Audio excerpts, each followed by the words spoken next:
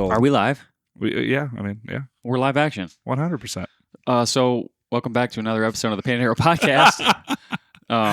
We're in the studio today, and can you hear?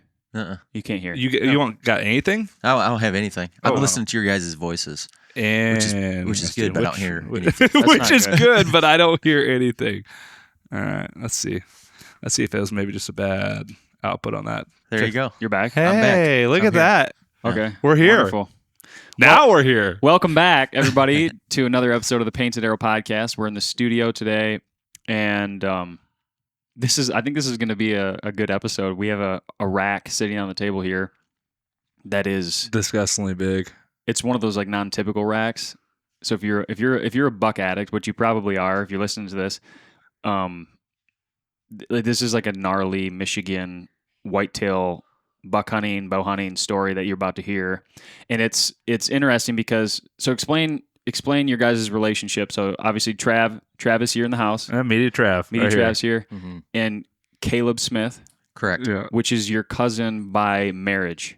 No, he's actually straight up blood cousins. Oh, you guys are blood cousins. So explain that, because I guess I didn't. So my dad, Matt Osborne, the one and only Matt Osborne, is the older brother of his mom, Renee Smith, who actually, funny enough, works from time to time here. Yes. I'm sorry. Yeah, works time to time here at Painted Arrow putting together our products. So it's funny. It's kind of a full circle moment. But Caleb and I basically grew up together because it's a unique, we have a unique family where throughout the majority of our youth, my grandparents would actually have like Sunday afternoon lunches, probably 3 out of 4 Sundays each month. Oh man, yeah. Well, just about every Sunday. Yeah, but something was going on. Yeah, there was something going on. Yeah, and so like Caleb and I spent a lot of time together. Like unlike some people have cousins that they don't like. They're your cousin, but you don't really see them. Like I'm kind of that way with my mom's side of the family. But like Caleb and I grew up more like good friends than cousins, I guess. Yeah, cousins that actually saw each other. Yeah, we enjoyed each other. Like we did a whole bunch of stupid stuff. Absolutely. Yeah. So I love that. So great connection. Great connection. We know each other a little bit. A little bit, just a bit. So before we get into this, we're going to dive deep into the story, and I kind of want to know a little bit more about you. But before that, anybody listening, use promo code podcast on the website, paintedarrow.com. You can get 10% off of anything on the website. So we want to thank you guys who are listening along to the podcast. That's just a way of us saying, hey, thanks. Go on there, use promo code podcast. Anything on the website, 10% off. It's not too late. This will probably air kind of after, like late November. This is going to air like late November. Yeah, it's going to give people like a good remembrance of exactly the early rut. Yeah. Or actually, no, you're probably pre-rut. This is pre-rut. Pre-rut, yeah. Yeah, this is an October deer. So by this point, people are going to be like watching bucks do what I saw a buck do this morning, cross McCain in traffic with its nose down. Like, what the heck? Yeah. So just getting into that dumb phase. Stupid. Yeah. So Caleb, so you give me a little bit about your background in hunting. Like, where did you start? Sure. Did your dad get you into it? Give me some of that. Mm-hmm. Yeah. So I grew up in a family where hunting was big, but my dad's the one who introduced me to hunting. He came from a family, no hunters. He married into my mom's family, and my grandfather actually introduced him to hunting, and he kind of took to it like, a duck to water. Loved it. So he was immediately immersed in hunting, addicted to it, I would say. Mm-hmm. And then he backed off. I learned this later in life. He backed off after he kind of got into a few years of marriage. But when I came on the scene in 1993, I think my dad was probably, I'm firstborn son. I have a younger brother. But I think he was just itching to get me into the stand with him. And so hold on, did he bow hunt like from the get-go? That's a good question. No, honestly, I don't know. I know he got into hunting really quick, but I would say he probably started bow hunting right away. I would imagine, because that's just the type of personality. We're similar in that. You get something and you just exactly. I latch onto it and I'll go 110% into it. Yeah, yeah. So, I can see the relationship between you two there. Yeah. So, I mean, it's kind of funny because he still has the same bow since he started hunting in, I don't know, that was probably the 80s. Yeah. He still uses it today? The same bow. No it's a way. Hoyt. Yep. So old school bow, but I love it. Yeah. But yeah, so I grew up going into the stand with my dad when I was probably 5. I think he started taking me, and I'd go out with him, and I'd sit there, and I mean, I was hooked.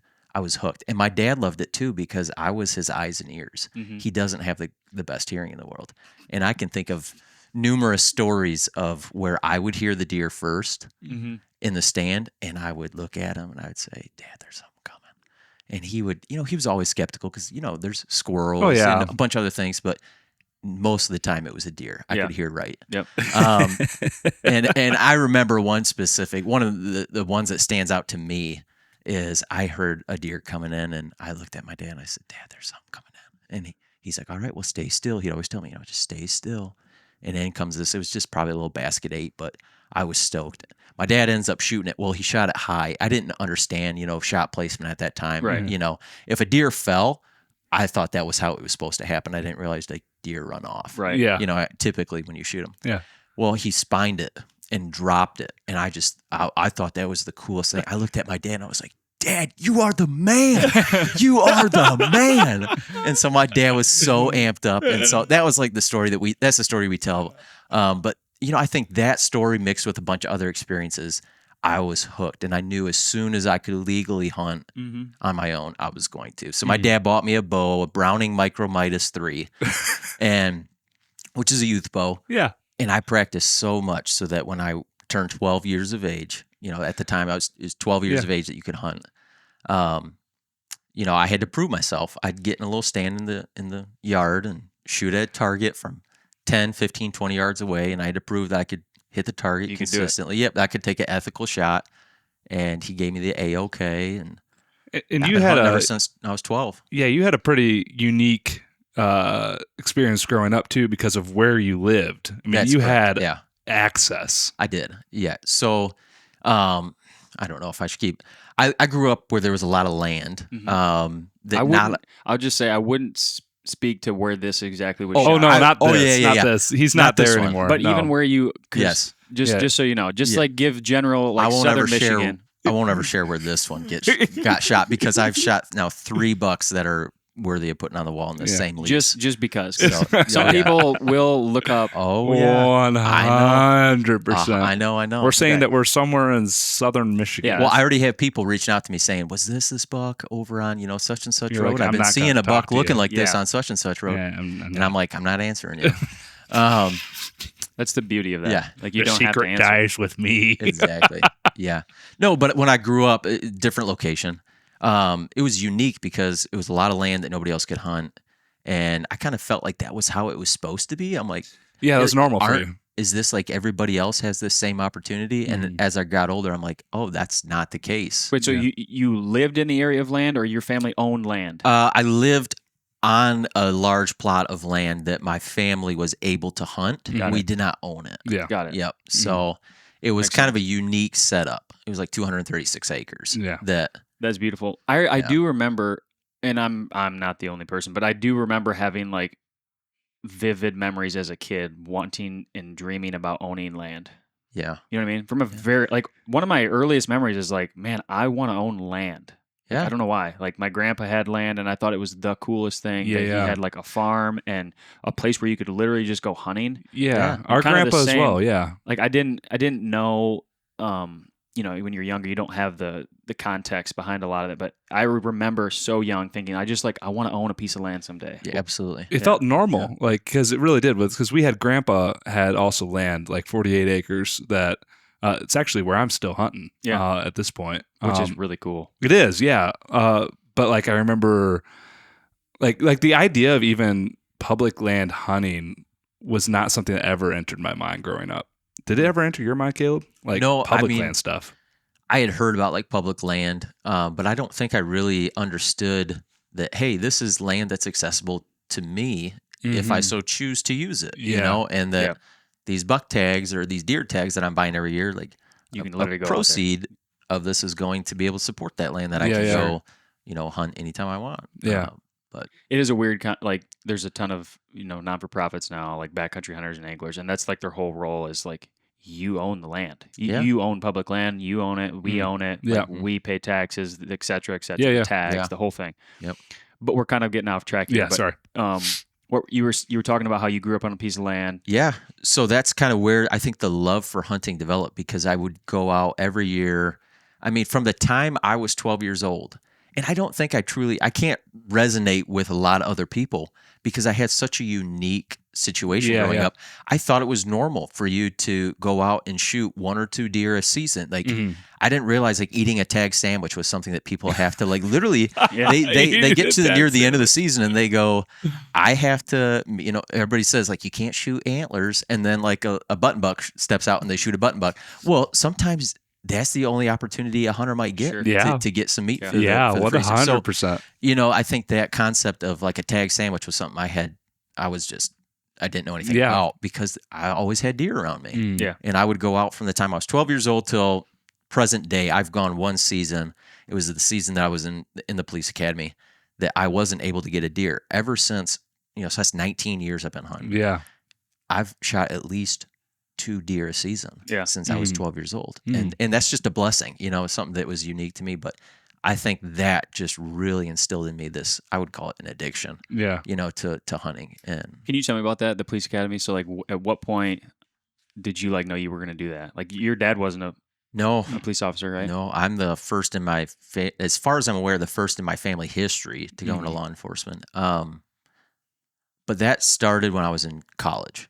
I wanted to go DNR, so a conservation officer. And I think that idea developed my sophomore year in college, and I went in with like a recreation and leisure management major with a criminal justice minor. And I learned very quickly that a recreation and leisure management major does not set you up to be a conservation officer. It sets you up to be a YMCA director. And so I learned too fast. I had already taken too many classes for that major to then switch and keep the CRJ major and have a minor.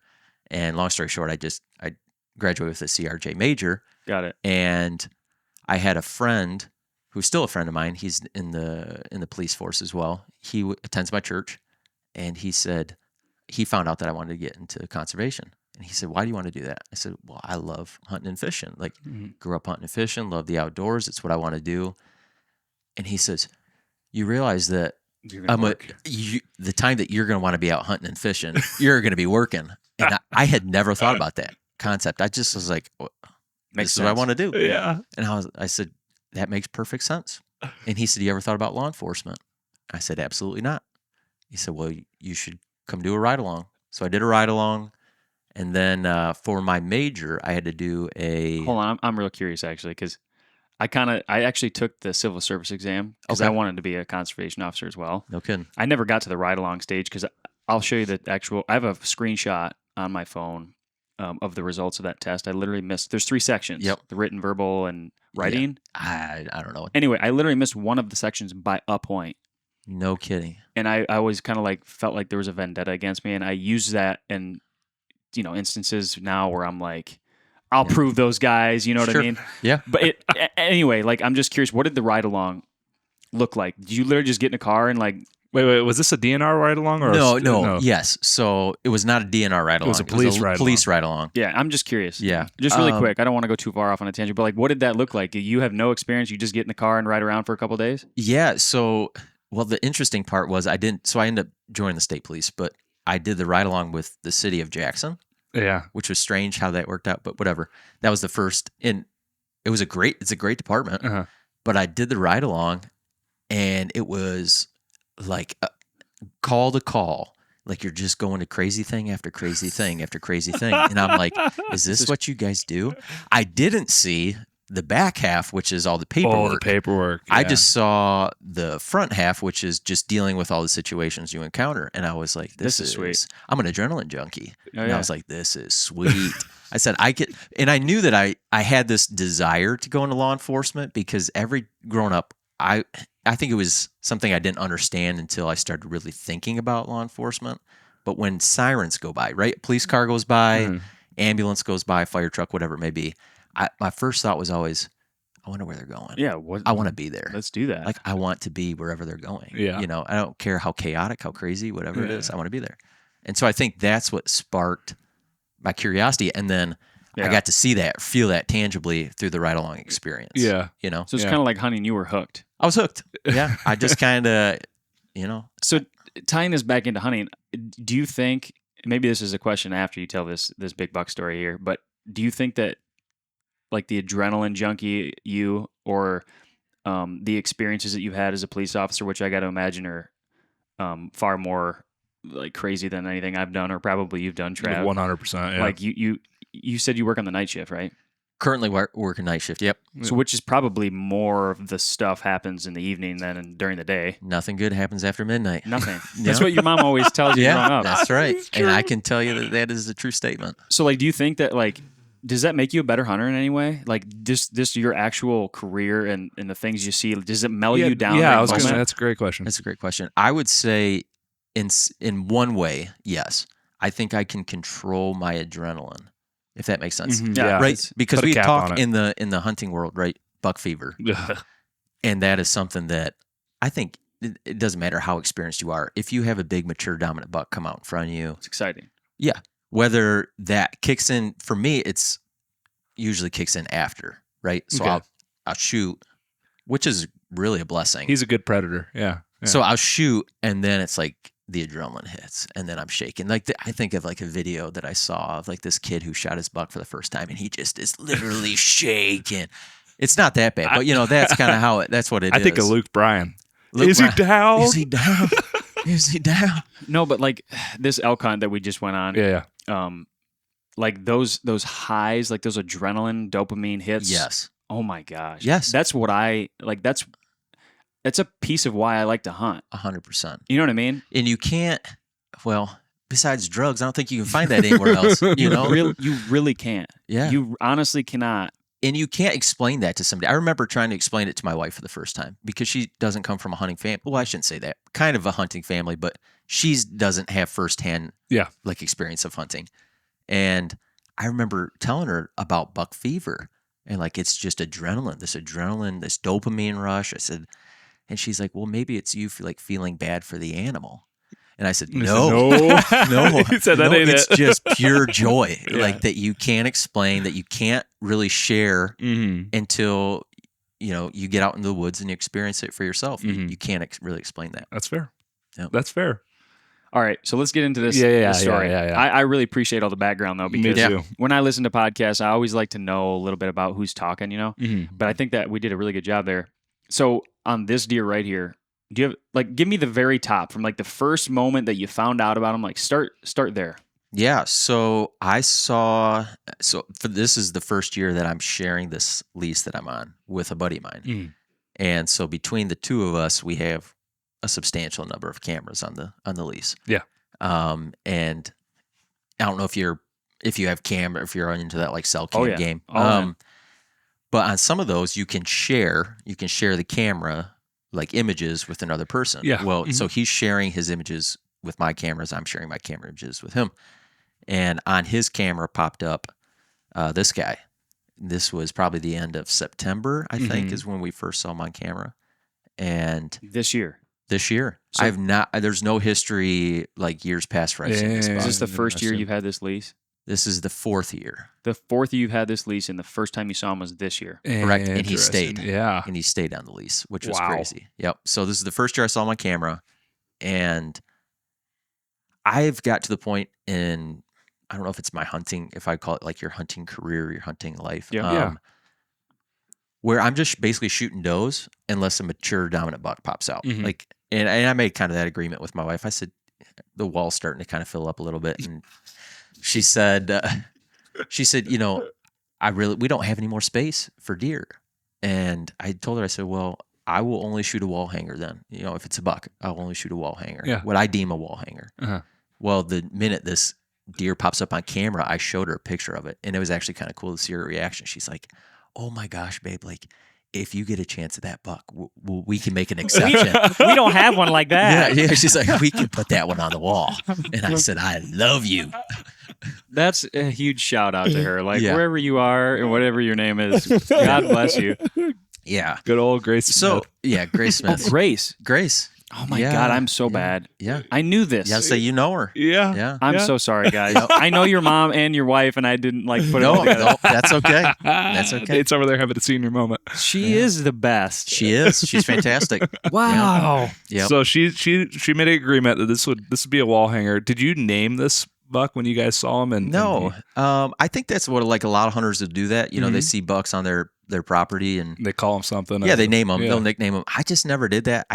I don't know why. I think I tried to one season. I was like, I'll call this like the Basket 8. Well, that's a dumb name. So, and so I just never named any more bucks. If you were just looking at this, you'd call it the triple drop buck. Sure. That's a great name for it. Yeah, sure. So from the pictures that I saw of him, I thought he was just a double drop tine. Because of the left side? Yeah, because I think the way that this last one comes down on the left side, I assumed that was the actual main beam because I couldn't get great pictures of him. I'll say the pictures that we had weren't fantastic quality. Like he's moving kind of thing? He's moving, yep. So you can't really get a great look, but you can see in all of them that he has obviously two distinctive drop tines. Yeah. The third one was kind of an iffy because you don't know if it's actually part of your mains. Your mains there. So, but yeah, I would call him triple drop tine. I think that's fair. Yeah. But yeah, I got a lot of pictures of him. I think we have maybe 15 pictures of this guy. So it started in September. This started in end of September. Are there beans on the property?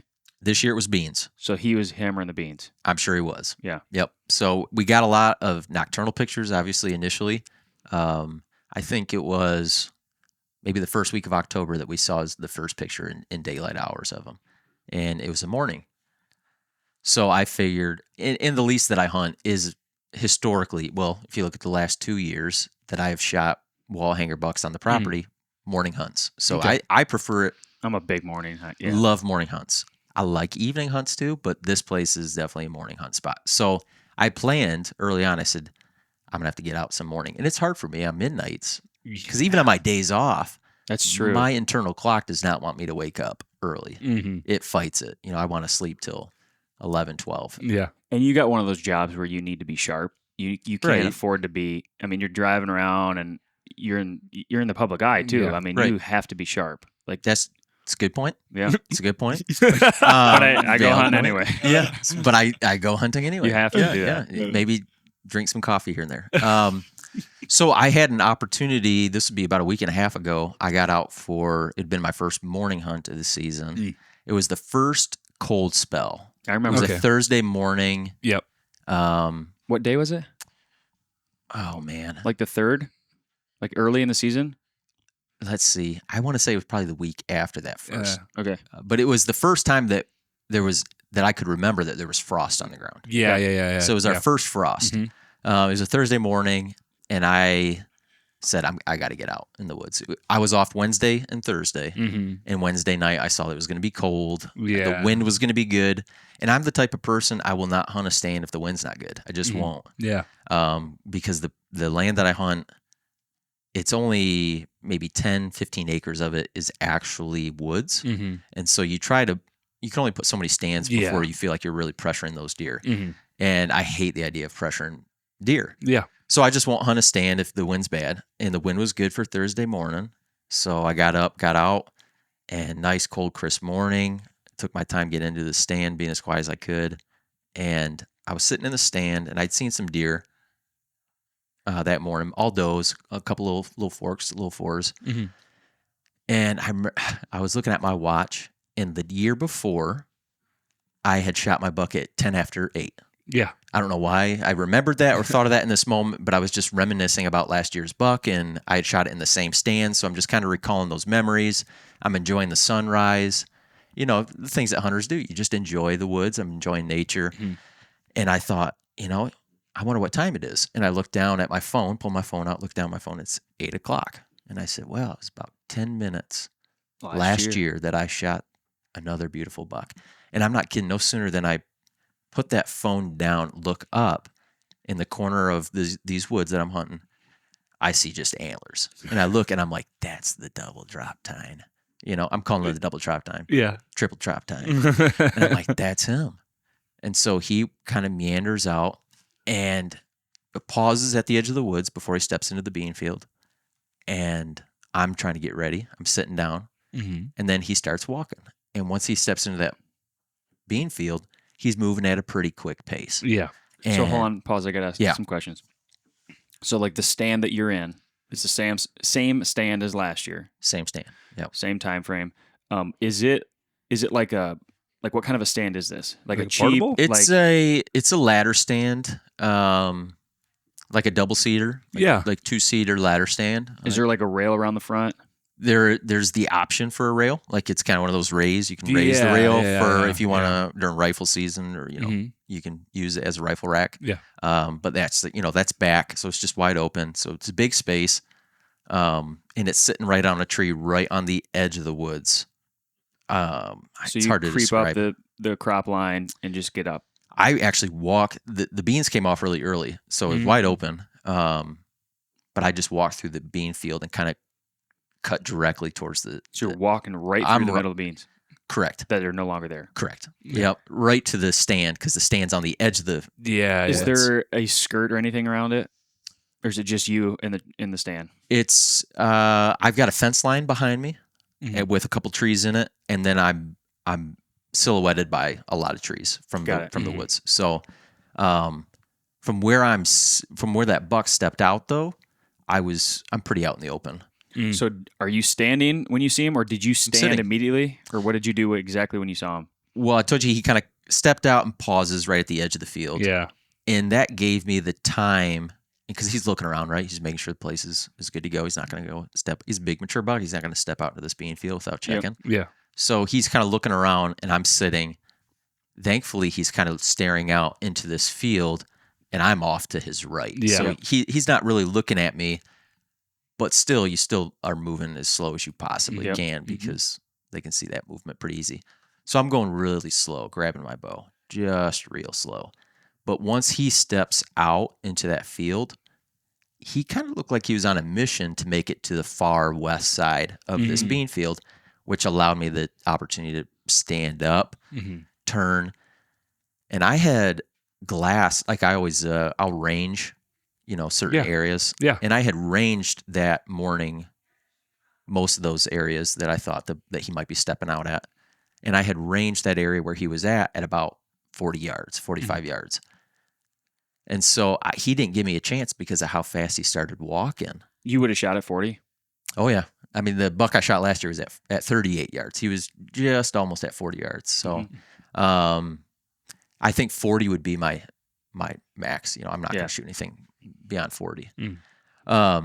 So he steps out and he starts walking, and I stand up, I draw back, and he's moving, and I have a branch that kind of comes down to my right. Yeah. And he's about ready to walk right behind that branch. So I have just a small window, I guess you'd say, for me to be able to stand up, draw back, and shoot before he is basically gone.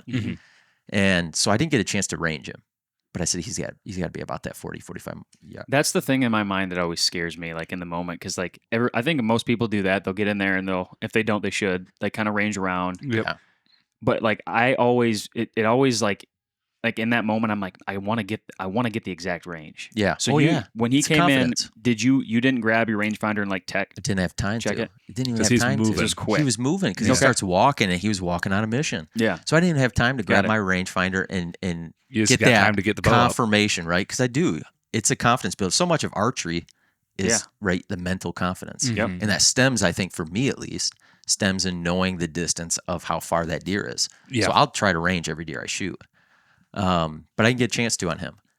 Unbeknownst to me, I did not learn this until probably about 5 days later. I had knocked the wrong arrow that morning. So I go out with about 4 good broadheads and 1 bad broadhead that I'll use for, coons, whatever. coons, whatever. Yeah. And I always keep it on my far left. I have 6 spaces available to me. I put 4 together and 1 off with a space in between, if that makes sense. Yeah. So there's a space in between. Yeah, I know yeah. definitively This that is is my bad one. Nope, that's my good one. that's your good That's one. my good. I'll draw, so I'll grab that one. Because in the dark in the morning, you just don't know what arrow you're grabbing. Well, I grabbed the wrong arrow. I grabbed the far right arrow, which was my junker broadhead, which doesn't fly like my other ones. Yeah. So it's a junker broadhead for a reason. Yeah. So if I had known, I probably wouldn't have even taken that shot in the first place if I had even known that that was the wrong broadhead. I wouldn't have taken that shot. So I draw back and I stop him, and I had to stop him with some loud, meh. They took 3 of those, meh, meh, because he keeps walking. The pitch of my meh got higher every time because he's walking almost right behind this branch. Yeah. And so I had to I'm like, meh. Oh, he's not stopped. Meh. Like, crap, meh. He finally stops on the 3rd one and looks right at me. And he's high alert. Yeah. And I don't like 40 yards, high alert buck. I should have been thinking through the moment, like, there's a really good chance he's going to react by ducking, as whitetails will do. Yes. And I didn't. I thought he was at 45 yards, and I aimed a little high with my 40-yard pin, let her rip, and he immediately just ducks my arrow. I mean, he goes right down into that, taking off stance. Just ducks my arrow. Yep. Turns clean miss. Yeah. Yep. Clean miss. Didn't even nick his back. Just a clean miss. I shot high on, because I ranged it afterwards. He was at about 40 yards, and I thought he was at 45. Yeah. So, some people may say that's a bad shot, unethical. It is what it is. I missed. Clean miss. Yeah. So he runs off, kind of stops about 30 yards away. He comes closer. What's that? He comes closer then. No. Keeps running off. He runs away. He runs away. Yep. Got it. Yep. Runs after the shot. Runs away. Another 30 yards. About another 30 yards.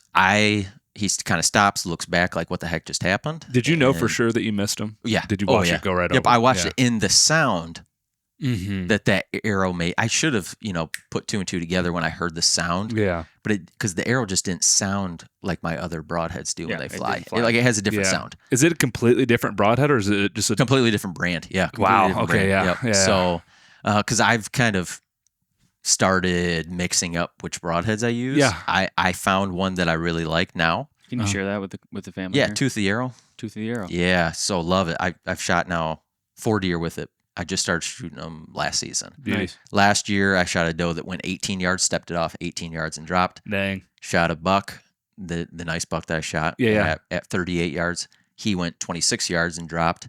Then I shot a doe earlier this season. She went 20 yards and dropped. So those, when you say you can, they sound different, those probably have a little bit more of a, you're talking tooth the arrow? Yeah.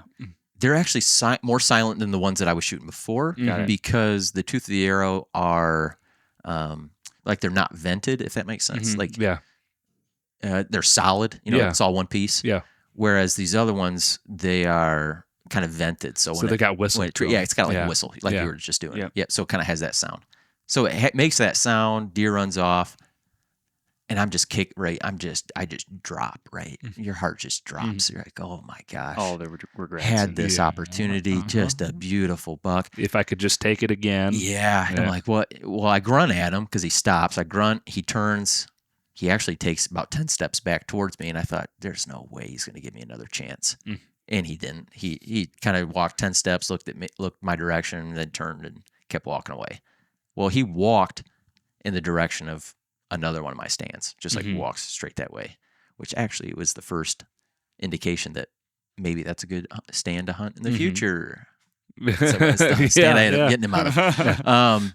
So yeah, that was, that moment. It's hard to describe that moment when you miss, or, I think we've all had those times where you either don't get the hit that you wanted, or you completely miss on a nice target buck that you've been looking at, and your heart just drops. So do you think that when you grunted at him after you missed and he came towards you, did he leave super flagged, alerted? No, so I think that's the one redemptive, there's a lot of redemptive things, but I think that's what saved me a little, is the fact that when I grunted at him, he turned and came back as if was Another something buck. trying to challenge me? Exactly. Is there something back over there? Yep. So I think it was, I'm not running off in fear, like something just literally scared me to death and I'm not ever coming back. But it was, there's still some curiosity. Yeah. I think there might be a buck over there, but not worth my time right now. Isn't that funny? You most definitely sounds like convinced that deer that you were probably another deer, and that somehow that was a deer that spooked him in some way. Yeah. And in his mind, he's Yeah. like, that was weird, but I'm okay. Exactly. Mhm. You know, because if you hit right, if you take a bad shot, Yeah. let's say I even graze his back and he feels something, Yeah. you know, maybe he doesn't come back. Yeah. Right. Maybe that was enough that he goes, I ain't coming back. You know, Yeah. something just got me. This isn't a you good know? spot for me. But yeah, no, I think it was kind of cool to be able to see him act like, well, maybe there's a dominant buck over there. Maybe there's somebody over there that is worth me going over to check out. So Yeah. I think that's what saved me in the long run Mhm. because, you know, on a nice mature buck, sometimes if you spook them pretty good, they're never coming back. Mhm. You know, Yeah. they are They're the smart next enough not to property come back. over. Yep. They won't come back. And which is what I feared. I did fear that I would never see him again. Mm. So after that experience, you know, I talk about this whole deer as a roller coaster from the initial high of seeing him on camera, the high of seeing him in the woods and getting a shot off, to the low of missing him and watching him run away, and then to this inevitably when I ended up taking him, which was about a week later, because I gave it some time, and 3 days later he popped up on my camera again. Oh, that had to feel good, right? Oh man, it was great. I was Was like, it middle of the night or what was it? That's a good question. I don't know. I think it was night. Yep, Yeah. I'm remembering the pictures. It was dark. So yeah, it was at night, but it was like 6:30 in the morning. You know, like right Yeah, before yeah. first light. So he's Because- in there. Yeah, so he's in there because I remember my buddy texted me and he Yeah. goes, "Hey, he's back." You know, and almost in daylight. Almost Like, daylight. almost during yeah. daylight. Yeah. Is this buddy the guy who's hunting the lease with you? Correct. Yeah. Is Yep. he like, is he trying to get after this deer? Or Oh what? yeah. Oh yeah. Yep. So at least I believe so. Because he's going out too, like trying to get this deer. Yeah, yeah. So he goes out the night before I actually got this guy, which would have been a Thursday night. So a week later, he goes out Yeah. on an evening hunt, and he sees him actually step out. He's sitting in the same stand I was in, Yeah. and he sees him, but he stayed in the woods. He didn't step out. He kind of stays and skirts the edge of the woods at about 60 yards, he said, Yeah. and kind of walks right into some CRP grass. So and I saw him on camera because he walked right past one of the cameras that night. Yeah. So he texts me and he's like, "Oh man, I just saw him. He's at 60 yards, didn't get a shot." You know, part of me's like, I'm happy. I'm okay with the fact he didn't get a shot. You know, 60 yards is close too. it's close enough, close yeah. enough for him to see, because that's the first time he had seen him in the stand. Yeah. I'd seen him in the stand. I almost felt like I had this attachment to him at that point because I had missed him. Yeah. So, you know, it's like, You're invested. You're 100%. I'm invested. Yeah. Emotionally, everything. which is new to me because I never hunted a deer. You know, people will say they'll see a deer, 3-4 years in a row, Yeah. Yeah. and it's like the buck that they're chasing. Yeah. That's their I've target. never- yeah. it's their deer. target buck. I've never had that experience. You're just a killer. I just go out and I don't know about that. I just, one, I never had the camera set up. That was a to be compliment. able to, Like you go out and you shoot. I just get things done. Yeah. Yeah. You're a Yeah. killer. I'll take it as a compliment. Thanks, Yeah. man. Appreciate it. But no, I just think really what it comes down to is just a lack of experience. Yeah. You know, I just never saw the same deer, and maybe I did consecutively and you in just- a row. Yeah. Well, in Michigan too, and I hate to say in Michigan, but like we hunt pretty highly pressured state. 100%. We really do. Yep. You're lucky if you can see the same deer We really 3 years in a row. do. Yeah. Yeah. And obviously private land and bigger parcels help, but like still. Yeah. Come November 15th, I mean, there's a ton of people in the woods. I Oh think my we're number goodness. 3 in the entire country for most hunters per square mile. I believe it. I think Yeah. Wisconsin's 1, Pennsylvania's 2, and I think we're 3. Yeah. I mean, I think we're kind of notorious for, like, I don't know if we want to call it like a stigma, but I think Michigan hunters are kind of have this stigma, like we can't grow Yeah. Mhm. giant bucks because we shoot Yeah. every. We're really good at killing We're bucks. really good at killing bucks. Yeah. You know, I think there should be some sort of incentive to shoot more does, but We've You're had those speaking- talks. Yeah. talking to the choir here. that's a podcast for another time. It was a couple. Yeah, we did. We did Yeah. a couple. Yeah, we had. We'll invite you on Yeah. the next one where we talk about There we go. Oh, I regulations. have strong feelings on that. You don't say. Yeah. So, and I have buddies in the DNR. So, Yeah. yeah. Yeah. But yeah, so this was one that I kind of had this attachment to Mm-hmm. inadvertently by missing him, and I'm like, I remember going in, and after kind of that, it took me about a day to recover. Like, I'm just like down. Yeah. I'm beside myself for missing this thing. And I remember, you kind of complain to your wife, at least I do. I'm like, woe is me, She's like, well, maybe he'll come back. I'm like, no, you don't understand. Babe. That's not the way this works. That's not the way this works, honey. Like, big mature bucks, like you usually get one shot, like you get one chance. Yeah. Do not miss. Yeah, you can't. You got to M&M them. Opportunity comes once in a lifetime. Once in a lifetime, yo. Yeah. But that's kind of how I was feeling. But she's trying to be a good, encouraging wife. And then he pops up on the camera 3 days later, and I remember changing like my mindset, and I said, redemption. I said, I got to get him. So I'm like out there, I'm like shooting my bow, just making sure I'm still dialed in. Like if he gives me another 40-yard opportunity, I'm going to drill him. Like there's no way I'm missing. It was actually when 4 days later, when I take my bow back out, that I see I've got all my good broadheads. I'm like, where's my junker broadhead? No way. I'm like, that's when you realized. That's when I realized. Wow. Yeah. It was that long. Because you lost the other one? I didn't even go. So the way I am, because I'm kind of like really specific about not stepping foot in into the woods, into their area. I left that arrow out there. It is still out there. Like, screw that. I'm not walking over there. I'm like, I'm not walking over to where he might come back in the middle of the night and see, Yeah. I'm like, I'm not going to pressure this buck. Yeah. So I left that arrow.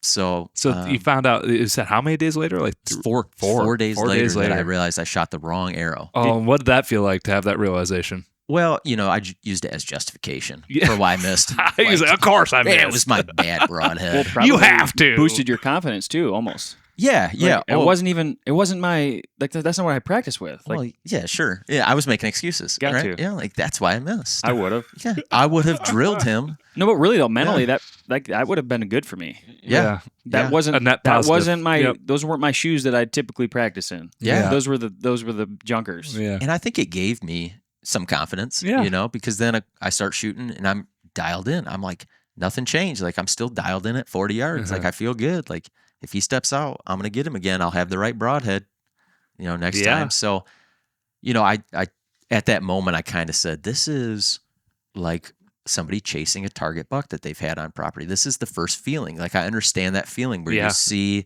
this deer and like the chase is on, So I was like, there's got to be redemption. There's got to be a good ending to this story. So it was so my buddy saw him on Thursday night. I went out Friday morning. I had worked Thursday night, so I'm like tired, right? And the day, what day? This would have been, because this is the day you ended up getting him. This is the day I got him. Yep. So what's today? It was a week ago. So today's the 31st. 31st, yeah. Without looking at the calendar, I wouldn't know, but it was last Friday. 31 minus 7. Last Friday. It was 25th. 25th, because I remember cutting it into his tag. Matter of fact, right here. Here you go. Yeah, 25th. Hey, on the tag. Look, it's right there. So yeah, 25th, Friday morning, the 25th of October. Another colder morning. And I got out, and I remember seeing that the wind was going to be good for the stand that I had the first opportunity with this guy in. But it was also good for another stand that was about 80 yards to the west of me on a tree line. And I said, the demeanor of him last time I saw him, he was walking that way. Actually ended up walking that way. After I missed him and he ran, he walked straight over that direction. And then my buddy the night before said he walked into the CRP grass right towards that stand. So I said, do I take my chances at having him step out in the same spot he did last time and I get another 40-yard shot at him?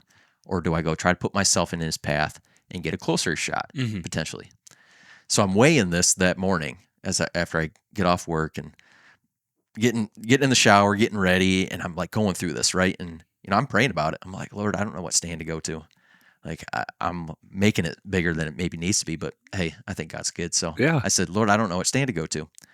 And I'm still fighting this. And I go out to the field. I park my truck. I get out of my truck, and it's supposed to be a south wind that morning out of the south. And both stands are good, like I said, for a south wind. Well, I step out of the truck, and I look up, and I'm like, Lord, I don't know what stand to go to. And this wind comes out of the east, hits my back, and it's blowing east. And the east wind is not good for the stand that I first had this chance to hit him. And I said, all right, that's it. I'm going to the other stand. Yep. Like that's so the east wind would have pushed. So if he would have came out in the exact same spot, the east wind would have put it right on him. Correct. I would have been blowing my scent right on. Right. Yeah. So you're like, hey, no go. I'm going to this other stand. Yeah. Yep. So I walked all the way around. I had never taken this route into the stand because actually it's a new stand for this year. It's one of my buddy's stands. So we hung it back in August, and because we thought, if there's an east wind, this would be a great stand for an east wind morning. So we hung this stand. Nobody had, to my knowledge, neither of us had actually hunted that stand. So I kind of took a long way in just because I'm paranoid about my scent, and take a long route in, get into the stand, and sun comes up, and I got a doe around me immediately. So I got a doe right underneath me, and she's checking out my scent. She's kind of smelling where I walked in, but she can't tell what I am. So it's kind of like that in between where they know something's there, but it's not enough to booger them. Yeah. But they stick around to try to figure out what they're smelling. Yeah. So she's standing there just sniffing the air, just kind of trying to figure out what's happening here. And I'm like, as long as you don't booger, I'm okay. Just hang out and have a good time. And about 5-10 minutes later, another doe and her fawn come walking down tree line to my right underneath my stand. And they hang out right there. Well, about that time, my phone goes off. I feel it vibrate, and it's one of our cameras. And I look at the picture, and it is a big body deer, and you can't see the head, but you can see it's a big body deer that is walking out from the woods directly in front of me. It would be in front of me. Yeah. Right where that buck had stepped out a week before. Yeah. And I said, I wonder if that's him. Well, about 30 seconds later, those does that were right underneath me, their body language just changes immediately. They just look right over at the edge of this field. Yeah. And I'm like, I don't know what's over there, but something's got their attention. And they're just looking at it hard. And I said, it's got to be a buck, because it's like the pre-rut activity. I'm like, it's got to be a buck. But then you start going, internally, I'm going, I hope it's this drop time. But there's a lot of bucks on this property. Yeah. So I'm like, it could be any number of other bucks. Yeah. And from where I'm sitting, I can see the stand that I shot him and missed him out of. I can see the edge of the woods in the CRP grass. I cannot see the opening to the field where they walk out. Yeah. There's a branch right there. So I can't see. I'm just watching their body language saying, what are they looking at? And I'm sitting as low as I can in my stand, trying to look underneath that branch just to see what it is. And about 2 minutes later, I just see antlers. And I'm like, that's him. And like, how close was he when you first saw the antlers? About 40 yards. So he's on you. Yeah. He's on me. Yep. So I have to stand up because I was sitting. Yeah. Trying to get as low, as low as I could to see. That. Yeah. So now I got to stand up, get in position. And the way that this tree that I'm sitting in is positioned, it kind of sticks out, and it's just a platform. Yeah. Portable stand.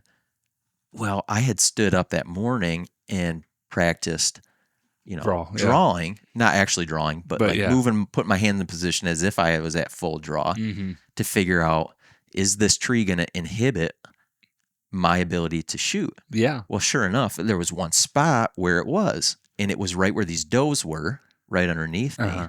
And that's actually where he actually ends up walking right to, is right where my elbow was hitting this tree behind me. I'm like, you got to be kidding me. But he comes walking in on a string right to these does, this mom and the fawn right underneath me.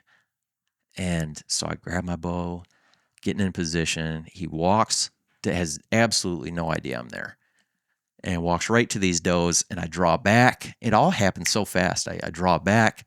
My elbow's bumping that tree. I remember hitting that tree going, yeah, be kidding me. And I'm leaning out as far as I can off this platform. Are you tethered in at this point too? Sure. Okay. Yeah. So you can't. Absolutely. Yeah, you can't actually lean against the tether then. Yeah. And so I'm leaning out as far as I can. And I knew he was at 20 yards because I glassed those does. Yeah. 20 yards. Put it right on his shoulder. Let my arrow fly. I hear the as it hits him. He kicks, jumps, mule kicks, runs right into the CRP grass, which is about 10 yards from him. Yeah. And stops. And I'm thinking to myself, like, that was a great hit. Like, go down. You're going to drop. Go down, go down, go down. I'm watching his antler. I can just see the tips of his antlers. I'm like, go down, go down. And I'm not letting, nothing is kicked in, like the adrenaline, because I'm just watching. Like, I'm just like. You're lasered. Yeah, I'm lasered in. And he's not dropping. I just see his antlers standing there. And so, like 3 minutes go, he stands there for like 3 minutes. I'm like, what is Which going is on? an eternity in the stands. Yeah. Yeah. I'm like, what is going on? Like, why is he not falling over? I'm like, that was a great hit. I'm sure it was a great hit. I'm, replaying the shot in my head. I'm like, did I actually hit him good? Just all these thoughts start going through your head, flooding through your head. Like, Yep. was it a good hit? I've been Did there it too hit many back? times. Did it hit forward? Part of me's even like, did I miss? I'm like, I remember watching that thing drill him in the shoulder. Yeah. I've been to that situation. I almost don't like it sometimes. Like after the shot, I'm like, dude, I don't know if emotionally I can go through this. Like, do I have to get a dog? The whole thing. Like I almost hate that as much as I love that, if that makes any sense. Yeah. Because it's such a roller coaster. Absolutely. Because I think in the back of your mind, there's going to be a dead deer at the end of this, but there's part of you that says maybe not. Yeah. And what's it going to look like? What am I going to have to go through now, to recover this deer? And so after standing there for 3 minutes, he just starts to walk away, just slowly, just walk away through the CRP grass. I just see the tips of his antlers. Yeah. And I'm like, you got to be kidding me. I'm like, I drilled him. And I'm looking at my arrow. It's a pass-through shot. I'm looking at my arrow. I'm like, I drilled him. Like your glass in your arrow with your binoculars? No, I don't have any binoculars. I'm like 20 yards away. I'm looking at it. See it. I can see it. Yep, yellow fletching. So I'm looking at it. I'm like, I can see it right there. It's soaked in blood. I can't tell if I'm colorblind. So I can't tell if it's soaked in blood. But I'm like, I either missed or it was a great pass-through shot. Yeah. Right? Got it. And I remember hearing the thwack, as it nailed him. And I'm like, it's got to be a good shot. Yeah, you've shot 1 or 2 deer, so you kind of understand the sound that it makes when it's making contact. Yeah, and it wasn't like the shoulder blade hit, like sometimes when you get that really big thwack, you're like, oh, I just smoked his shoulder. It wasn't that. It was just the thud, kind of like the thud of it going right through him. So he starts walking away through this CRP grass, and he kind of gets to the edge of it, and I'm just like paranoid now. I'm like, I have to see this arrow and see if there's any blood on it. Because Also, I don't know. Did you say how was he facing you? Was he quartered on? When he came in, he was obviously facing right on me. Yeah. But by the time he got to those does, they were kind of off to my right, so he had turned his body, and he was just ever so slightly quartering toward. Okay. Showing you his right side? His right side. Yeah, okay. Yep, showing me his right side. And just ever so slightly quartering toward, which is still a great shot. Yeah. And where do you think you hit him? I thought I put it right above his shoulder. Right above his shoulder, okay. Yep. Yeah. Which actually I have pictures of the shot placement. Yeah. It was actually right where I thought I put it. Mm-hmm. Well, I shouldn't say that. It was maybe a little bit further back behind his shoulder. And I guess, quartering toward shot right behind the shoulder, you could do what I did, which ended up getting mostly liver. Destroyed his liver, clipped his right lung. But he was just a tank and just kept going. Yeah. So he walks away into the CRP grass, and I said, I got to get down. Like usually I'm pretty good about waiting. Like I'll wait for a while. I'm like, I'm getting down to check this so arrow. the does run off. Does run off. Yeah, they spook. They walk away. One of the does hung out for a little bit, but I was at this point, I'm like, I need to go down. I have to get down and check this arrow. Right. So I get down, I walk over to the arrow. It's covered in blood. I'm like, it's not bad blood. I mean, it's that light colored blood. I'm like, this looks like good blood. I smell it to see if it was like a gut shot. Did I get any of his guts? I'm smelling it. I'm like, doesn't smell gutty. Smells good. Yeah. So I'm kind of confused. But I said, you know what? I'll go in. I'll give it a couple hours. I'll come out and try track. Yeah. So I go in. Like I said, I'm colorblind, so I call my dad. He's kind of been my guy because he can see blood. Yeah. And does he have important. Have you been sending him pictures of this deer? Like he knows the deer you're after? He knows the deer. Yeah. So he's excited to come. Yes, absolutely. Yeah, he's always been excited. Like seriously, Chuck is always excited. He's fantastic. Yeah, he'll be excited for if I call him and said, "Dad, I got this 4-point." He'd be like, "Let's go, let's go get it." So that's just how he is. Chuck is good people. Yeah. Yeah. So he comes over. We give it about 2 hours, and we go to the spot where I shot it, and we end up going to the CRP grass. We find blood immediately. That place where he had stood for about 3 minutes. Yeah. We see it. Good blood. Not pouring, but like a little pile. Pretty good pile. Yeah, pretty good pile of blood. And we end up tracking him through that CRP grass, just like I'm like, it's not going to be too hard until he gets out of CRP because I know exactly where he walked. We track him out of that CRP, right into the woods We track him, end up tracking him about 150 yards. Are you at this point, like, are you arrow knock, creeping? Yes. Are you guys like... We are going so slow. And it was raining that morning, so it starts drizzling. So that kind of adds to the stress. The stress, And right? the urgency, right. yeah. And this urgency, like we need to go track this deer before we lose all we sign. might lose all blood. And so we're just creeping. My dad and creeping. He were just creeping through the woods, and I got an arrow knocked. I'm right behind my dad. I even like tell him, like, Dad, if we see him, I said, you duck down. I'm shooting right over your head. He's like, I got it. So like we had already had this plan in mind, like, so he's in front of me because he's the eyes. He's following the blood. Yeah. I'm behind, just kind of scanning the woods, just looking. Yeah. And it takes us a while to get this 150 yards. And to the back, it's the back southeast of the property that I hunt. And we're getting closer to the edge of the woods. Is it the edge of the property as well? It's the edge of the woods, and then there's about another 80 yards of, maybe 100 yards of a soybean field, the other part of the soybean field, and then a road. And that's where the property line that you guys have permission is ending. Yep. So we are getting to the back half of the back end of the property, and then I would say like the edge of the property. So, two different, or it's coming to a point. Yeah. We're getting to the edge of the woods, and part of me, I'm having this feeling like in my gut, like we've tracked it this far, and he's not, and we can't see him, and we haven't found him. I'm like, we should back out. Yeah. And I'm having this, right? But I think it was this desire to try to find him. Like, I want to find this buck. You mix with the fact that it's raining, mixed with the fact that he's a trophy buck, and I just want to find him. And, I think that if anybody can learn from my mistake, it would be if you get that far into a track on a mature dominant buck, just back out. Like, don't let the desire to try to find that buck outweigh And something that you haven't really said, but I'm thinking, because me personally, you haven't slept, right? No, I have not. So you're like wired. You're like overtired, like wanting to find this deer. That's true. Yeah. Did that play into anything? Like, were you sitting there thinking, man, I'm exhausted, or like you just all adrenaline? Nope. I didn't even think about it. Yeah. Yeah. Okay. To be quite honest, didn't even think about it until just now. So yeah, we're getting to like the back part of this property, and I'm having this feeling like just back out, give it more time.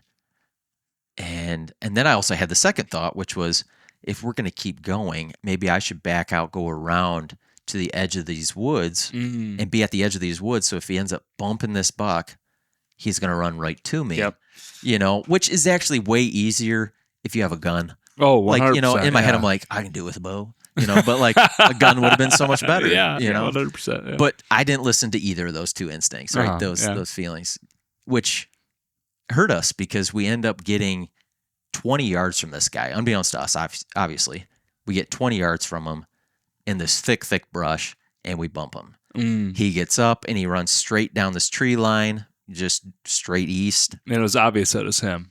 Yes. You I could see saw it the clearly. antlers. Yeah. I saw the antlers. I said, that's him. And he said, crap. Oh, yeah. And your dad saw him. My dad saw him. Super obvious. Yep. Super crashing obvious. out of there. Yep. Just tears off down this tree line. And that feeling is hard to really describe. But if you miss a deer, it's one thing to miss a deer. Yeah. And those of you who bumped a deer, like, look at the percentages of recoveries after you bump a wounded deer. Like, the chances go down exponentially. And all of this is flooding my head. I'm like, maybe it wasn't as good of a shot as I thought it was. I just bumped him. This is a buck of a lifetime. I watched him run off. I'm like, you take that feeling of missing him and just multiply it by 2 or 3. And I'm like, that's how I'm feeling. It was horrible. It was horrible. Watch him run away. And I'm like, did he look like he was running wounded or anything? To be honest, he looked like he was running fine. Like, he looked like he was running no problem. And he said, oh, man. Yeah. And that's where I start going, I don't think this is a buck that's going to die. I think this is a buck that, you feel horrible when you shoot a deer. I think we're probably all guilty of this. You shoot a deer that you don't get as good of a hit as you thought, and you have to wrestle with that inner dialogue of, is this deer going to live? Like, because from an ethical standpoint, you never want to wound a deer that is going to go die 3 miles away and get eventually maybe by coyotes or, whatever. And, so from the ethical standpoint, I'm like, man, did I just wound this deer? And then you have this inner dialogue and you think the best. You try to think the best, like, oh no, if he's not going to die, he's going to recover because, deer are resilient. They are. Whitetails are so resilient. And, I'm starting to have this thought. I'm like, well, if I didn't kill him, I hope he at least like is not wounded. It's fine, yeah. So, yeah, hopefully he can just keep living and somebody else will get a shot at him, So I'm like having these thoughts, but it's mostly woe is me, like I can't believe this. But we back out and I said, I think he crossed, like I think he ran straight down this tree line and I think he crossed this road. So we back out, we go back to my truck, we drive up this road and we see the tree line that we believe he ran straight down where it meets the road. And there's tracks, fresh tracks right here in the road. And I'm like, it's got to be his. What do you mean? Like, is it a dirt road? Dirt road. Yep. So you can see like literally see the I see the hoof prints. Yep. Got it. Yep. So I see him right in the road and I'm like, it's got to be his tracks. Like these are so fresh and it's raining, so it doesn't take a scientist to say, fresh tracks. It's probably this deer that we just, because the rain had probably muddied or washed away the tracks of the other ones. Yeah. So I'm like, it's got to be him. And there was about, like I said, about 80 to 100 yards of field in between that tree line that we bumped him at to this road. With, like I said, a tree line. I'm like, he's got to be just following. There's tall grass right there. I'm like, he's either up in that tall grass or he crossed this road here and he's out in this open field. It was another soybean field. And that tree line kind of continues across the road. And then it turns into a fence line that divides two different properties to the east. So we start looking for blood from those tracks, and we don't see any blood there. So my heart's sinking even more. And, we back out, we leave. I look up on Onyx. I look to see who the property owners were. I go get permission from the property owners. What'd that go like? Well, so it's actually interesting. So I don't think he's going to listen to this. But there's a hunter that was on one of the lands. There's a hunter who leases it, if you will. He just has permission to hunt it. He doesn't really lease it. But that field, I talked to the landowner, and they were like, yeah, go for it.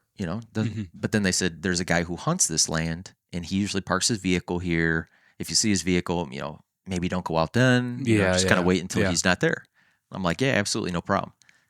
Well, he kind of ran down this fence line. Well, the property to the north, I knew the property owner, and I called him and I said, hey, just so you're aware, I think a deer I shot may have come onto your property because I think he ran through this open soybean field and then died in this clump of trees out in the middle of this field. But he also just north of that clump of trees is a swamp. And I'm like, he's either in that swamp or he's in this clump of trees. Yeah. So I get permission from both property owners. And what time are we at now? This is probably like, I don't know, 2 in the afternoon, 3 in the afternoon.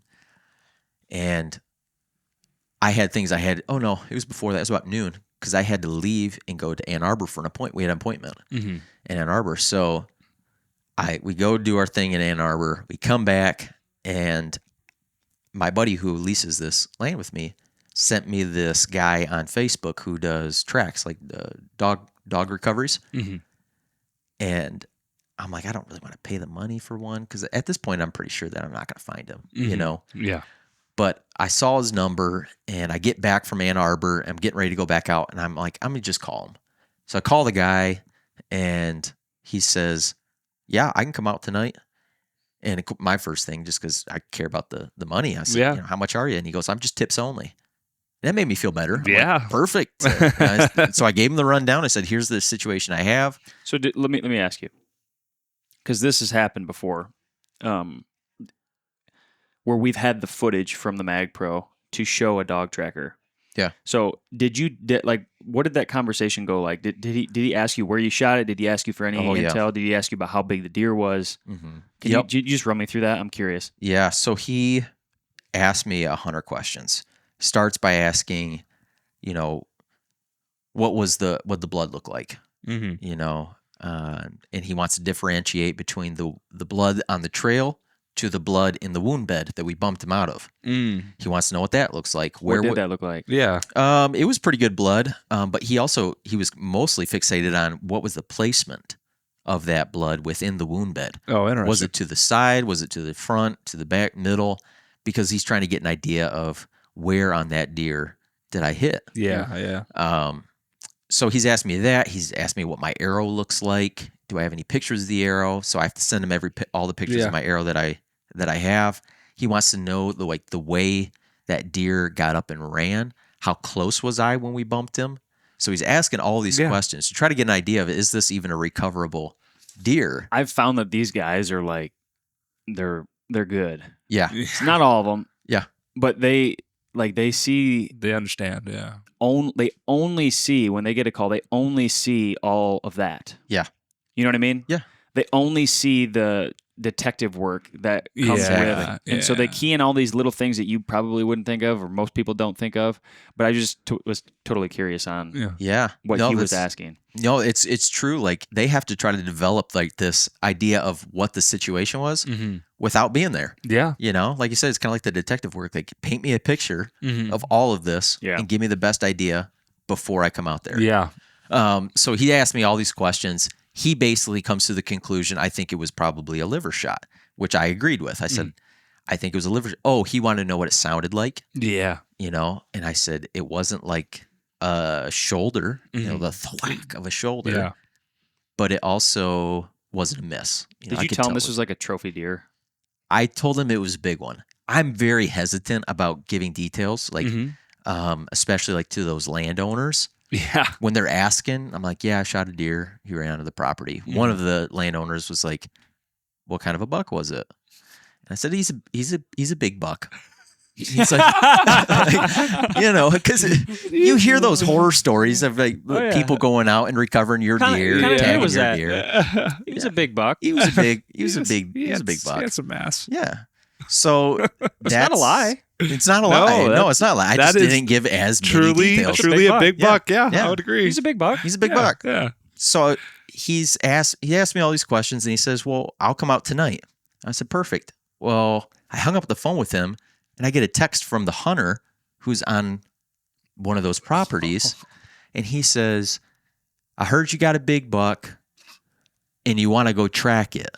I said, yes. And he says, well, can I come talk to you? I'm about ready to come in from the stand. Well, let's talk about it. I'm like, yeah, sure. You might have some intel you're thinking. Yeah. I also want to know, like, I assume he's going to say, hey, these are the parameters I'd like you to follow when you go track, because it's my land, kind of. Yeah. So he comes in, and he immediately is kind of acting beyond curious. So I'm like wondering, like, what's your angle here? Yeah. You know, and he's asking me all these questions about the size of the buck. And again, I'm being very vague, just saying it's a big buck. And he says, well, let's go get it. Let's go try to get it right now. And I said, well, I called a dog. A guy's coming out with his dog, and we're going to, you know, go after him with this dog. And he doesn't want us to go muddy up the waters or the track, if you will. And he said, well, I already went and checked. He said, I saw where he crossed this dirt road because he had talked to the other landowner and found out from him that I thought he crossed right here. Yeah. So he went and found the track and then followed the track. He said, I already followed it out into the field. He said, I didn't see your buck. And I'm like, why were you looking for my buck? You know? So I'm like, I don't want to think bad or poorly of him. Yeah. But again, I don't know. But you know, you weren't feeling great about I the wasn't feeling conversation. good. Yeah, and then part of me is like, well, you just kind of muddied up the trail a little bit. You know, it's tough because without knowing the guy and talking to him, like, he might have thought in his mind he was doing you a favor or something. It's true. He could have. Yeah. He very well could have been going out there saying, I'm going to find this deer for him, and I'm going to be the hero. But realistically, he really didn't do you any favors. No. Especially, yeah. I wouldn't appreciate that either. Yeah. So then I said, well, I appreciate that, but I think we're going to try to bring the dog in. We're going to bring the dog in. And, by that time, he had mentioned that he would have preferred, the tracker would prefer to come out in the morning. Because he said, I like daylight. I like to be able to see are you okay with the morning? And I said, yeah, absolutely. Let's go in the morning. So I tell the hunter this, and he says, well, I'm hunting in the morning. He says, I'm hunting that property in the morning, and I don't want you out there. I'm like, well, what time would work for you? Like maybe when you come in? Yeah. And that's when he says, well, let's go do it right now. And I said, well, the dog's coming and this and that. Well, he ends up basically saying, don't go in the morning. And I'd prefer if you went right now because I'm not hunting right now. And call me when you go out. And I'm like, I can agree to part of that. I didn't tell him that. I'm like, I can agree to part of that. We can go tonight, but I'm not going to call you. Like, I don't want more people than necessary going and tracking this deer. You told him that straight up. No. I just said, hey, we'll try to make it happen tonight. And if not, I'll let you know. Like, I basically said, I'll keep in touch with you. Yep. You're texting him. I'm texting. Sorry, you're texting him. This is after. Yeah, he leaves. He leaves, and I'm like, yeah, I'll just keep in touch with you. So the dog. Oh, that's good. That's good. Yeah. I'm like, I'll just keep you in touch. I'll let you know what's going on. But I didn't tell him, like, I don't want you out there. Yeah. You're on a need-to-know basis. Yeah, you're on a need-to-know basis. If something happens, I will let you know. Yeah. So the dog comes out that night. The tracker was working a varsity football game that night. So he had to wait for that football game to get over. He comes out at 10:30. Dang. Yeah. And my brother came out, and then my buddy who shares that lease, he comes out to help with the track. We end up starting the track. The way that they do it is, this is the first time I ever called a dog. It's actually pretty cool to watch. But they want to go to the spot where you shot. I thought he was going to go to the wound bed, and start tracking from the wound bed. But no, he wants to go from the spot where you shot him.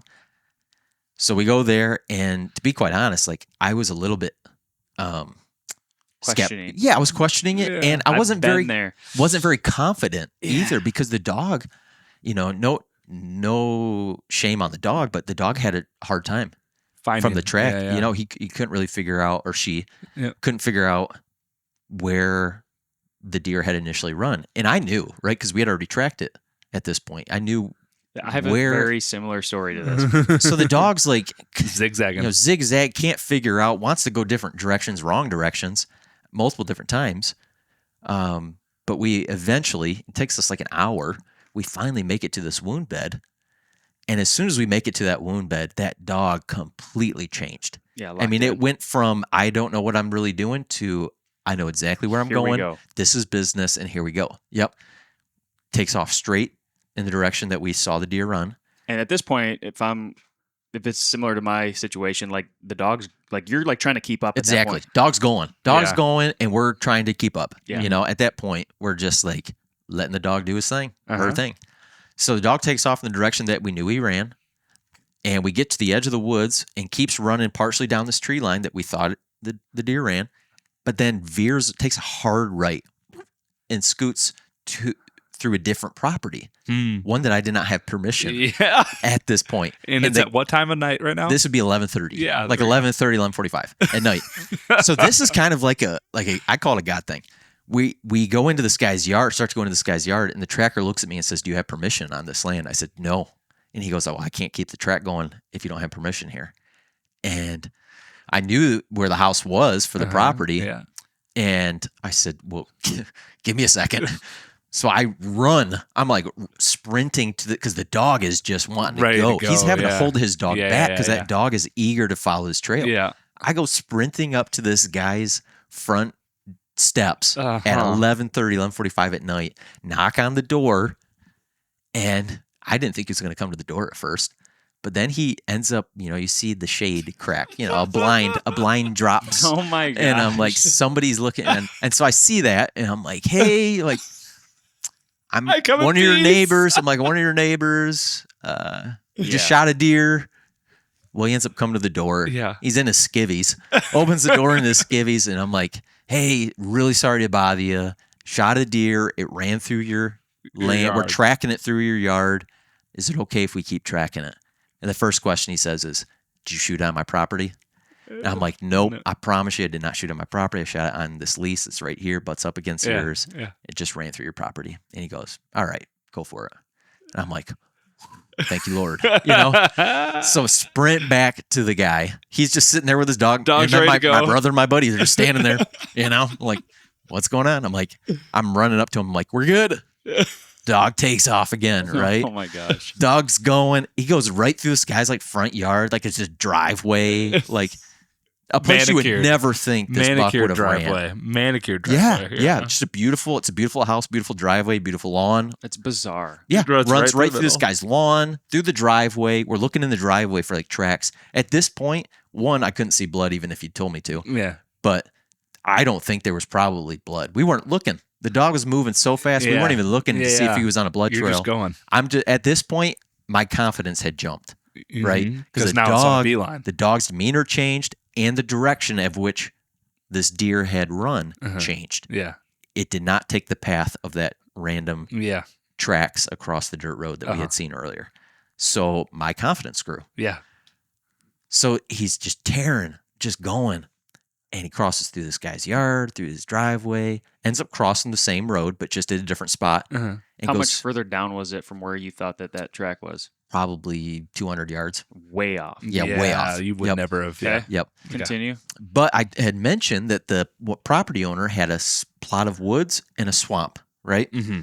He's going right for the swamp. And as soon as he pulls off the trail and starts veering through this guy's yard, I looked up ahead. I said, he's going for the swamp. Like, I know where this deer is going to be at. Yeah. Which is why my confidence grew too, because I know deer die near water and swamps. Yeah. So at this point, I'm pretty happy.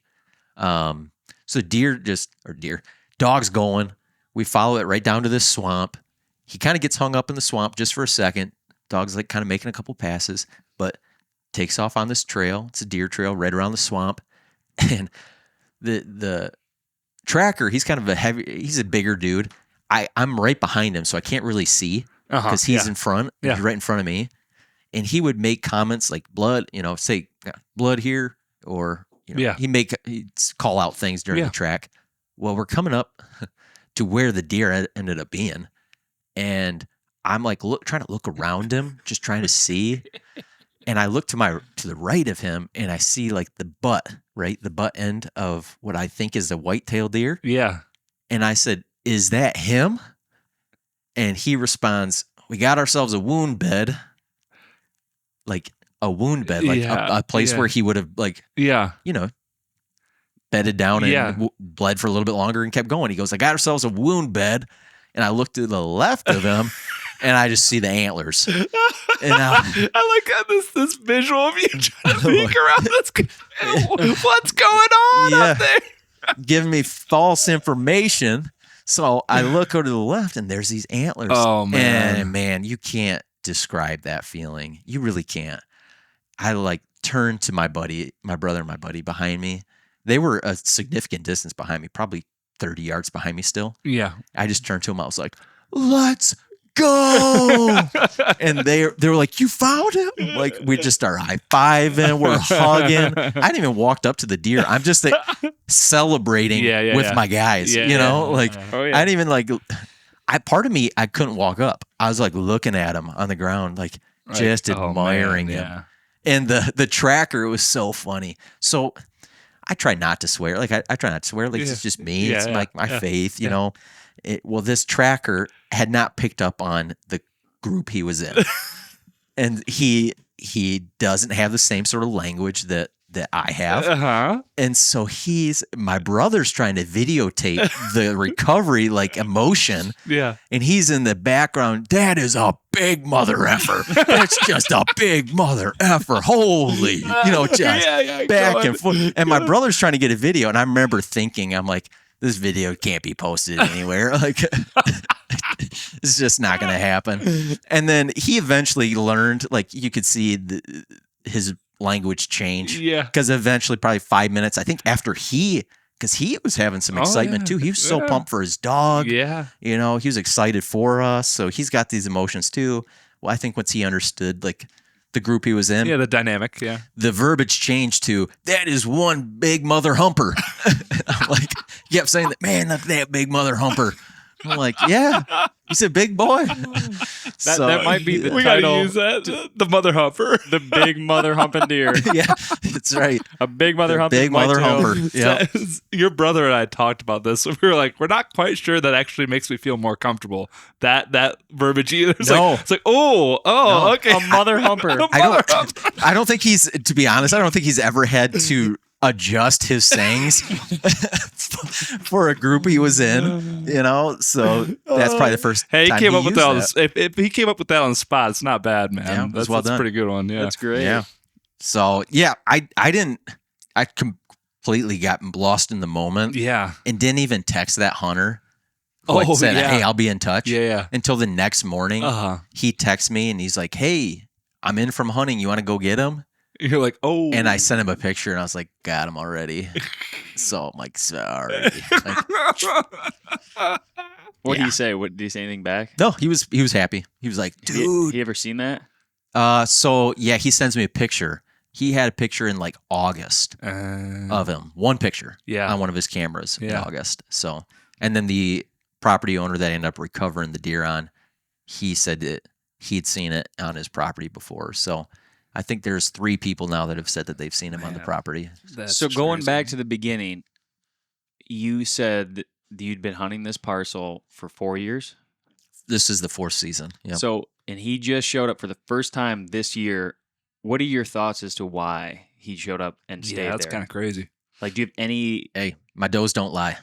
The does. I don't know. Yeah, I just think, truly, I think it's... So I got this lease from a guy who was my old neighbor who ended up moving, and he said, hey, here's the landowner. This is my lease.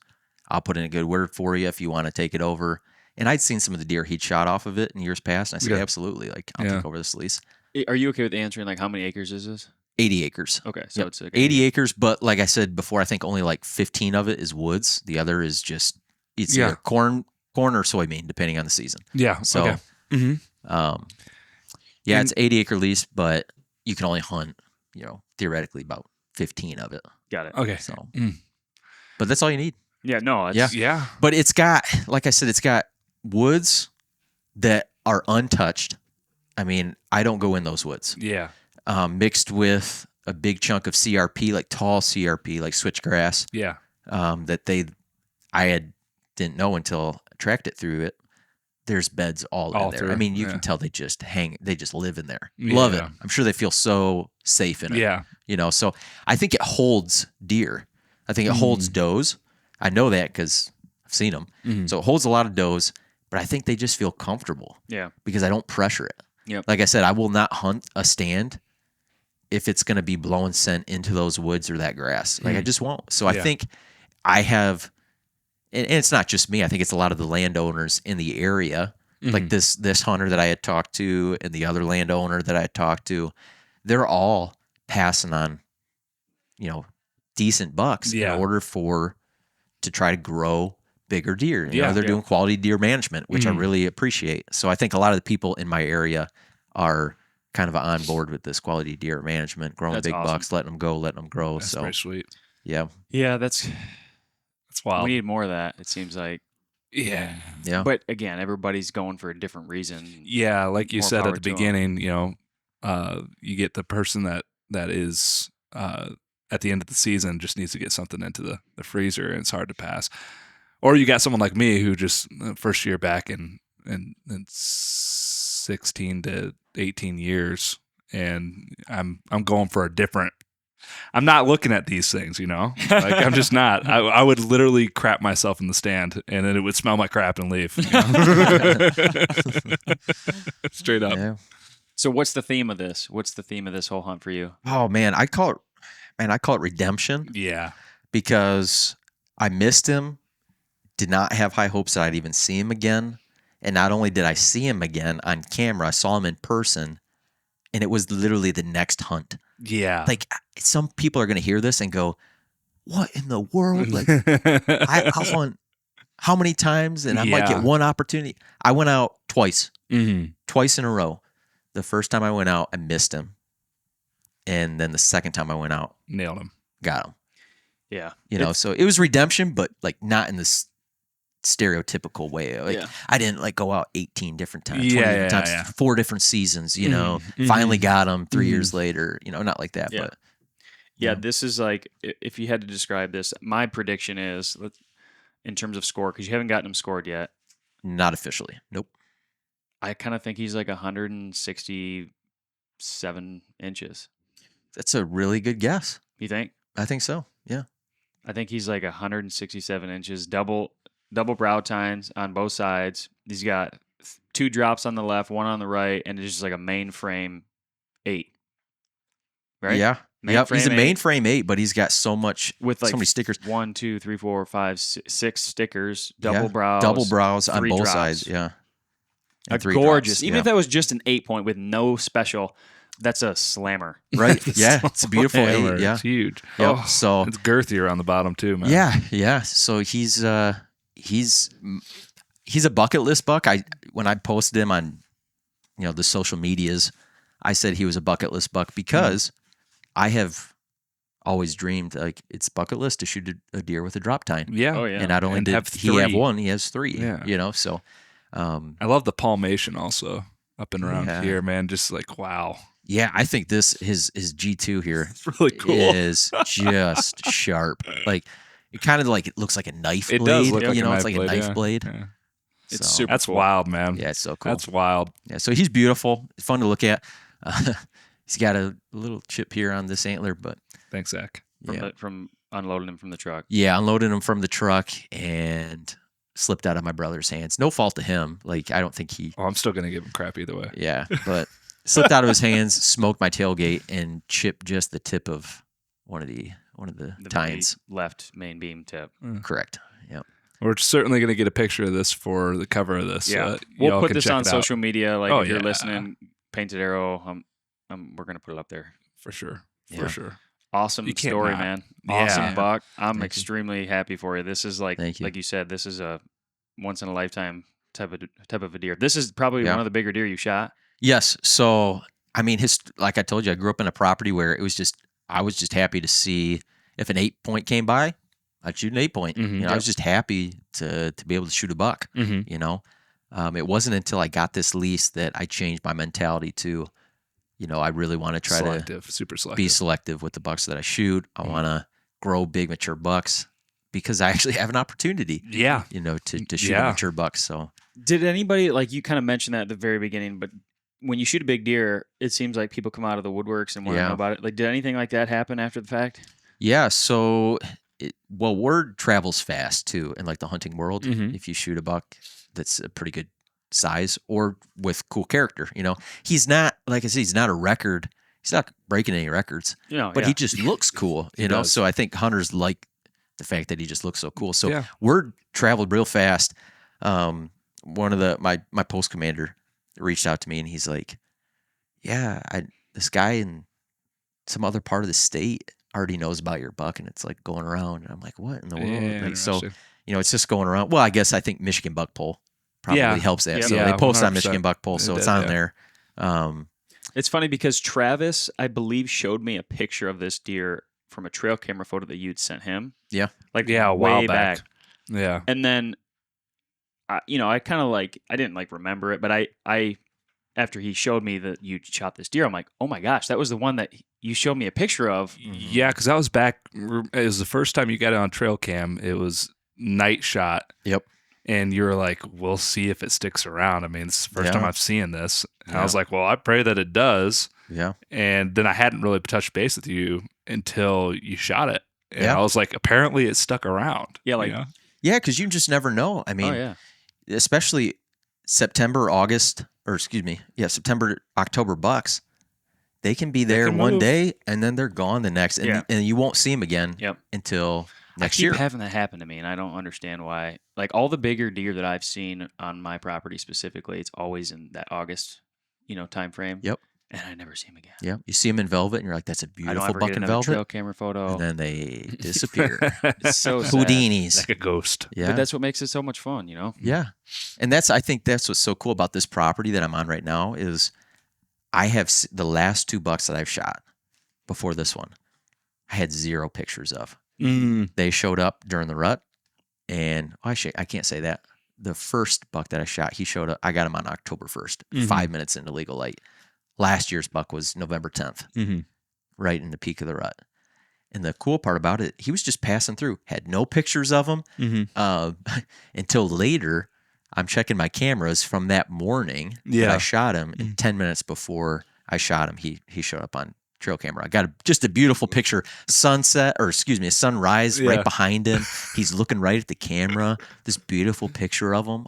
Like clean, crisp picture from a camera that's not good quality. Yeah, like, I remember you sending me that picture too. It's a beautiful picture. And then 10 minutes later, I got him. So, you know, you just never know in the rut. They're just passing through, crazy, moving through. So he's going to be Caleb here is going to be leaving with a Mag Pro. So next time we're gonna have footage. We're gonna have footage. Yes. And what I've found is that dog trackers love the footage. Yeah, I'm sure. That would have helped you. That would have helped you in a big way. Absolutely.